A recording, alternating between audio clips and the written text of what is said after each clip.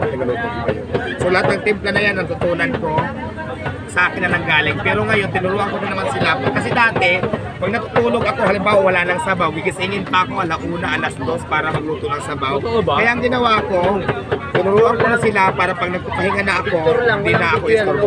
So yan, lahat ng ano na yan, ng pagluluto na yan, fried chicken, sabaw, lechon, upante, sa akin ang galing yan. At natutunan ko yan doon sa kaibigan ko na in-apply ko doon sa kanila. So approve naman. Approve Okay naman. Kasi nagpapasi ako dyan sa mga kumakain ko ng gusto pa nila. Karamihan naman nagugustuhan. Kaya, okay. Na-curious lang ako, paano niya napapanatili na hindi lalabas yung recipe, hindi i-reveal sa iba? May kasulatan ba yun? Wala. Ready. Pakitanong. Okay, so paano mo na papasiguro na ano, yung tawag kasi doon yung trade secret eh.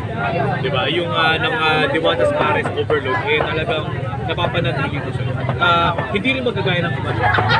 Well, ako naman, depende naman yan sa tao na tinuruan ko kay ituturo nila sa iba eh. Wala naman din tayo maging problema doon. At least, di ba, sa akin nagmula yung timpla na yan, tinuro ko sa kanila.